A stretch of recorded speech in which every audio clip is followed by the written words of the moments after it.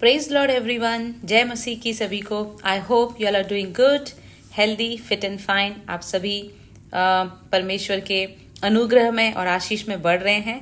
Thank you, hallelujah.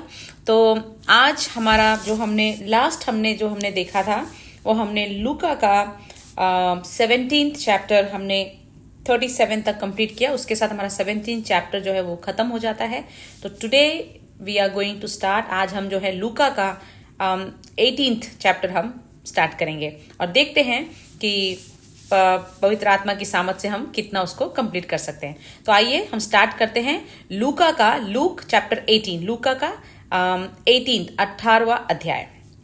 अधर्मी न्यायाधीश और विधवा का दृष्टांत। तो यहाँ पर एक पैराबल है जो जिसके द्वारा परमेश्वर हमसे बातें कर रहा है कि एक अधर्मी न्यायाधीश और विधवा का दृष्टांत। तो एक अधर्मी न्यायाधीश मतलब जो कि परमेश्वर के राज्य में भी परमेश्वर के वचनों पर नहीं चलता, उसके बताए हुए रास्तों पर नहीं चलता, वो एक अधर्मी है, न्यायाधीश है, अधर्मी है, पुरुष है। और एक विधवा है जिसके बारे में हम जानेंगे। फिर उसने इसके विषय में कि नित्य प्रार्थना करना और हियाव न छोड़ना चाहिए, उनसे यह दुष्टांत कहा। तो ये जो दुष्टांत है ये बेसिकली हमें ये बताएगा कि किस प्रकार हमें इस पैराबल से, इस दुष्टांत से हमें ये सीखना है कि हमें किस प्रकार नित्य प्रार्थना में बने रहना है और हियाव नहीं छोड़ना है। अपने आप में वो हिम्मत नहीं हारनी है और निराशा अपने अंदर नहीं लानी है। चाहे हमारी प्रार्थनाओं का उत्तर हमें तुरंत मिल रहा हो या न मिल रहा हो, लेकिन हमें इस विधवा के समान हमें अपने आप को निरंतर कोशिश में बने रहना है। तो ये दृष्टांत के द्वारा हम इस चीज को हम सीखेंगे कि कैसे हमें प्रार्थना करना है और हियाव नहीं छोड़ना है।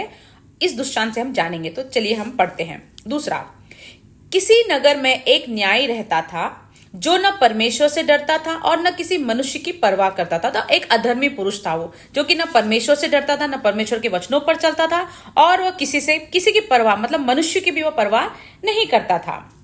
उसी नगर में एक विधवा भी रहती थी जो उसके पास आकर कहा करती थी, मेरा न्याय, क्योंकि वो न्यायाधीश था, वो एक ऐसी पावर रखता था, जजमेंट करने की पावर वो रखता था। तो वो विधवा जो थी वो ऑब्वियसली उसी के पास जाती थी कि मेरा न्याय कर। ओके, विधवा भी रहती थी जो उसके पास आकर कहा करती थी, मेरा न्याय चुकाकर मुझे मुद्दई से बचा।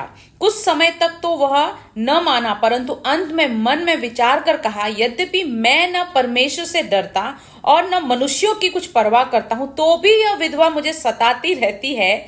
इसलिए मैं उसका न्याय चुकाऊंगा। कहीं ऐसा न हो कि घड़ी घड़ी आकर अंत को मेरी नाक में दम कर दे।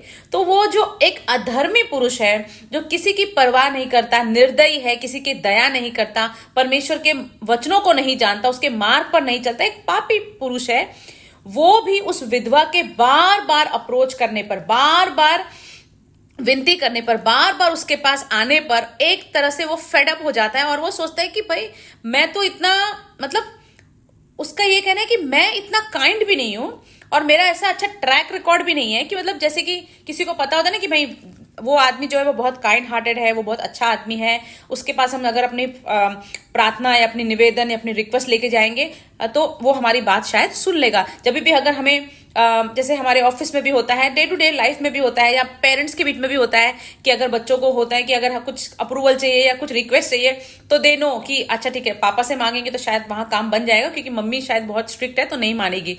या फिर हमारे भी डे टू डे लाइफ में होता है, अगर हमें किसी के सामने कुछ रिक्वेस्ट ले जानी है तो हम सोचते हैं कि वो we should get a person, हमें ऐसा एक आदमी के पास हमें जाना चाहिए जो नम्र हो, जो थोड़ा सा कंसिडर करने वाला हो, जो थोड़ी बातों को सुनने वाला हो। रूड के पास, अकड़ू के पास हम नहीं जाना पसंद करते, क्योंकि हमें एक अंदर से ऐसा रहता है कि ये तो मतलब इसका तो बैकग्राउंड ही ऐसा, तो ये हमारी बात शायद न सुने या हमारी रिक्वेस्ट को शायद पूरा न करे। तो वो कहता है कि उसको ये बात पता है, उस लेडी को, कि मैं ना तो दयालु हूं, न मैं तो बोलते ना एक शांत पुरुष हूं, या ना मैं धर्मी हूं, या ना मुझे परमेश्वर का डर भी नहीं है, मैं किसी की परवाह ही नहीं करता। मेरे बारे में जानने के बावजूद भी ये विधवा बार बार मेरे पास एक ही विनती लेके आ रही है।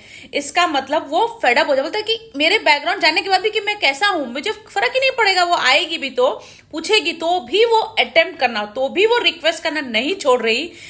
वो उसके मन को हिट करता है और वो सोचता है कि okay, let me help her, ले जो वो मांग रही है वो उसको मैं पूरा करता हूँ, उसकी जो भी विनती है उसको मैं कर देता हूँ, ताकि बार बार वो आके मेरे नाक पे दम न करे, बार बार वो मुझे आके इरिटेट न करे, बार बार वो मुझे आके परेशान न करे। वो एक अधर्मी आदमी ऐसा सोचकर उसकी इच्छा को, उसकी प्रार्थना को पूरा करने के बारे में डिसीजन लेता है। और दूसरी ओर हम ये देख रहे हैं कि वो विधवा जानने के बावजूद कि वो आदमी दयालु भी नहीं है, धर्मी भी नहीं है, परवाह भी नहीं करता, फिर भी वो आशा नहीं छोड़ती, उसके पास जाना नहीं छोड़ती, बार बार अपनी विनती को उसके पास रखना नहीं छोड़ती। तो इसीलिए ऊपर परमेश्वर ने कहा कि इस दृष्टांत से हमें यह सीखना है, पैराबल से, कि हमें कैसे निरंतर प्रार्थना में बने रहना, हियाव नहीं छोड़ना। और दूसरी चीज तो सबसे इंपॉर्टेंट है कि उस विधवा को तो पता था कि जिससे वो विनती कर रही है, प्रार्थना कर रही है, निवेदन कर रही है, उम्मीद रख रही है, आशा रख रही है, वो एक निर्दयी आदमी है, वो एक अधर्मी पुरुष है, उसको किसी की परवाह नहीं। लेकिन हमें ये बात अच्छी तरह से पता है कि जिसके पास हम अपनी प्रार्थना को लेके जा रहे हैं, हम अपनी उम्मीद जिसके ऊपर रख रहे हैं, हम अपनी आशा जिससे रख रहे हैं, हम बार बार जिसके पास जाने की हम कोशिश करें, वो तो बहुत दयालु है, वो तो सबसे ज्यादा दयालु है, सबसे ज्यादा कृपालु है। और उसने तो हमारे लिए, हमारे पापों के लिए, हमारी गंदगी के लिए, हमें पापों से मुक्त करने के लिए, हमें परमेश्वर के राज्य में आगे बढ़ाने के लिए अपने आप को बलिदान कर दिया, सब कुछ हमारे लिए दे दिया। तो वो तो हमारी, मतलब हमारा तो कॉन्फिडेंट 1000 टाइम्स ज्यादा होना चाहिए, क्योंकि वो लेडी को ऐसे आदमी के ऊपर भी भरोसा था, इसलिए वो बार बार जाती रही, जो कि निर्दयी था। लेकिन हम तो उसके पास जा रहे हैं जो कि सबसे ज्यादा दयालु है, जो कि कोई भी अपराध हो वो क्षमा करने को तैयार है, उसने ऑलरेडी क्षमा कर दिया, इट्स ऑल फिनिश्ड, और हमारे सारे पापों को ऑलरेडी ले लिया है। जस्ट हमें हियाव नहीं छोड़ना है, हमें भरोसा रखना है, विश्वास रखना है, आशा रखनी है। और अगर एक बार नहीं, 2 बार नहीं, लेकिन हमें परमेश्वर के ही चरणों में जाना है, उसी से ही मांगना है, क्योंकि ये 100% एश्योरेंस है कि वो हमारी प्रार्थना को सुनेगा और उत्तर देगा, हाँ और आमीन कहेगा, और हमारी मदद अवश्य करेगा, हमें परेशान नहीं होने देगा, हमें अप्रूवल जरूर देगा, हमारी प्रार्थना का उत्तर जरूर देगा, हमें हैप्पीनेस, वो ग्रेस और वो फेवर, वो शांति, वो उन्नति, सब कुछ वो 100% देगा, क्योंकि वो हमारा खुदा है। वो आदमी जो दयालु भी नहीं था, वो भी जब फेडअप होके बोलता है कि ये बार बार नाक में दम कर रही है, इसको मैं दे देता हूं, तो इमेजिन जो हमारा परमेश्वर है वो तो उससे ज्यादा दयालु तो कोई है ही नहीं, उससे ज्यादा तो हमारे लिए कोई कुछ कर ही नहीं सकता। तो वो कॉन्फिडेंट, वो अप्रोच जो हम इस विधवा लेडी से देखते हैं, वो हमें अपनी लाइफ में सीखना है कि कैसे हमें एवरी कंडीशन में परमेश्वर के पास जाना ही जाना है। There is no other way, वहीं जाना है और वहीं प्रार्थना करनी है, क्योंकि वही हमारी प्रार्थना को सुनेगा और हमें आशीषिश करेगा, हमें ब्लेस करेगा, हमें अनुग्रह में बढ़ाएगा। हमारे चलो फाइनेंशियल नीड्स हो, वो फैमिली नीड्स हो, वो मैरिज प्रॉब्लम हो, वो हेल्थ हो, वो जॉब है, कुछ भी हो, बच्चों की एनीथिंग, जो भी हम जाएंगे, लेकिन हमें हिम्मत नहीं हारनी, हमें अपने हिसाब से वहां से आंसर एक्सपेक्ट नहीं करना, लेकिन जाते रहना है, जाते रहना है और जाते रहना है, क्योंकि वही दयालु है और वही सुनेगा। क्योंकि एक मनुष्य जो निर्दयी होकर ये कर सकता है, तो इमेजिन हमारा परमेश्वर क्या नहीं कर सकता। प्रभु ने कहा, सुनो यह अधर्मी न्याय क्या कहता है, इसलिए क्या परमेश्वर अपने चुने हुओं का न्याय न चुकाएगा? हम तो चुने हुए लोग हैं, हम तो प्रभु के निज प्रजा हैं, फेवरेट लोग हैं। हाँ, सबसे ज्यादा प्रभु हमसे प्रेम करता है, मास्टरपीस है, अपने जैसे बनाए हुए लोग हैं। तो प्रभु क्या हमारा न्याय नहीं चुकाएगा? हम तो परमेश्वर की नजर में सबसे पहले हैं, तो क्या वो हमारा न्याय नहीं चुकाएगा? 100% चुकाएगा। जो रात दिन उसकी दुहाई देते रहते, क्या वो उसके विषय में देर करेगा? हालेलुया। तो प्रभु कहता है, जब तुम रात और दिन परमेश्वर की दुहाई देते रहोगे, उसी पर विश्वास रखोगे, उसी पर भरोसा करोगे, तो क्या तुम्हारा दयालु परमेश्वर तुम्हारी नहीं सुनेगा, तुम्हें बाहर नहीं निकालेगा, तुम्हें शांति नहीं देगा? तो किसको देगा? हमें ही देगा। मैं तुमसे कहता हूं, वह तुरंत उनका न्याय चुकाएगा। तो भी मनुष्य का पुत्र जब आएगा, तो क्या वह पृथ्वी पर विश्वास पाएगा? अब परमेश्वर कह रहा है कि वह तुरंत न्याय चुकाएगा। तो आज यीशु के नाम से मैं डिक्लेयर करती हूं कि हमारा न्याय परमेश्वर तुरंत चुकाएगा। हम जितनी भी प्रार्थनाएं परमेश्वर के सामने दिन और रात प्रभु पे विश्वास करके जो हम अपनी प्रार्थनाओं को रख रहे हैं, तुरंत हमारी प्रार्थनाओं का उत्तर आ रहा है यीशु मसीह के सामर्थी नाम से। ये परमेश्वर का वचन कह रहा है, ये मैं नहीं कह रही हूं, ये परमेश्वर का वचन कह रहा है कि क्या वह उनके विषय में देर करेगा? बिल्कुल नहीं करेगा। वो प्रार्थनाओं को सुनेगा। मैं तुमसे कहता हूं, वह तुरंत तुरंत उनका न्याय चुकाएगा। हालेलुया, वो तुरंत मेरा न्याय चुकाएगा, वो तुरंत आपका न्याय चुकाएगा। जितने भी हम इस वचन को आज सुन रहे हैं, पढ़ रहे हैं, मेरा विश्वास है कि प्रभु तुरंत हमारी प्रार्थनाओं को सुन रहा है और तुरंत वो हमारा न्याय चुकाएगा। हालेलुया। लेकिन परमेश्वर कहता है कि क्या इतना सब करने के बावजूद भी क्या लोग परमेश्वर के पुत्र पर विश्वास कर रहे हैं? क्या वो उस बात को समझ रहे हैं कि जो अपने इकलौते पुत्र को दे सकता है और वो पुत्र जो हमारे लिए बलिदान हो सकता है, क्या हम उसके सामने रेगुलरली दिन और रात विनती करने के लिए जा रहे हैं? क्या हम उस पर उस विश्वास को रख रहे हैं? वो विधवा ने एक अधर्मी पर विश्वास रखा, क्या हम अपने दयालु, कृपालु, शिरोमणि, दयालु परमेश्वर पर विश्वास रख रहे हैं? क्या हम उसके वचनों पर विश्वास कर रहे हैं जो कहता है कि जब तुम पश्चाताप के साथ मेरे पास आते तो मैं तुम्हारे अपराधों को याद तक नहीं रखता, उन्हें पीठ पीछे फेंक देता हूं, तुम्हें धोकर हिम जैसा श्वेत करता हूं?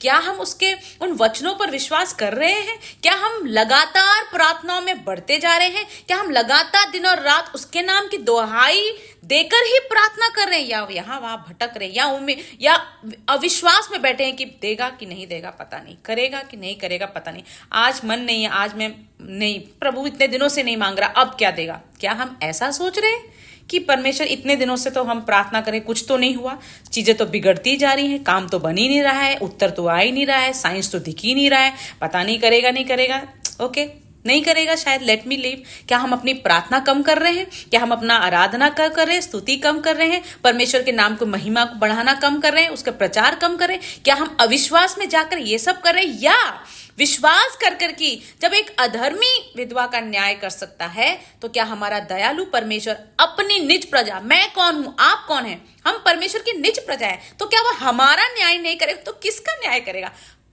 It's a big question on us. So definitely वो हमारा ही न्याय करेगा, क्योंकि वो हमसे बहुत प्रेम करता है, उसकी आंखें निरंतर अपने बच्चों पर बनी रहती है। उसने कहा है तुम मेरी निज प्रजा हो। जब हम यीशु मसीह को अपना उद्धारकर्ता ग्रहण करते हैं तो वो हम उसकी निज प्रजा है, हम अब्राहम की संतान हैं, वंशज हैं, तो वो हमारा ही न्याय चुकाएगा। और प्रभु कहता है उनका न्याय तुरंत चुकाऊंगा। हमारा न्याय परमेश्वर तुरंत चुकाएगा, हमारी प्रार्थनाओं का उत्तर तुरंत परमेश्वर देने जा रहा है यीशु मसीह के सामर्थी नाम से। हालेलुया। तो इसी के साथ आई थिंक आज हम इसी दृष्टांत पर हम मनन करेंगे, हम इन वचनों को हम वापस पढ़ेंगे, मनन करेंगे और इस दृष्टांत से हम अपने अंदर इसको इंप्लीमेंट करेंगे कि कैसे हमें हियाव बांधकर हम हिम्मत नहीं हारनी है, लेकिन परमेश्वर के प्रार्थना में जुड़े रहना है, अड़े रहना है, खड़े रहना है, निरंतर हियाव बांधकर हमें परमेश्वर के नाम की दुहाई देती रहनी है, क्योंकि हमारा उत्तर तुरंत आने वाला है यीशु मसीह के सामर्थी नाम से। धन्यवाद, थैंक यू जीसस। तो इसी के साथ आज हमने लूका का 18 चैप्टर हमने शुरू किया और 1 से लेकर 8 तक हमने कंप्लीट किया, और उसमें हमने देखा कि कैसे हमें परमेश्वर के राज्य में उसकी प्रार्थना में बने रहना है और तुरंत उत्तर को रिसीव करना है, क्योंकि हम उसके फेवरेट, स्पेशल, एनॉइंटेड, उसकी निज प्रजा हैं। हालेलुया, आमीन। थैंक यू एवरीवन मेरे साथ जुड़ने के लिए, और कल हम फिर मिलेंगे आगे के वचनों के साथ। तब तक आप भी सभी इस वचन को वापस पढ़िए, मनन करिए, अपनी लाइफ में इंप्लीमेंट करिए, और हम परमेश्वर का धन्यवाद करते हैं कि इस वचन के द्वारा अपनी रहस्य की बातों को हमारे साथ डिक्लेयर किया, हमारे मनों को खोला, पवित्र आत्मा ने हमें छुआ और हमें आशीष दिया। Thank you Jesus, thank you Lord. धन्यवाद सभी का। God bless you all.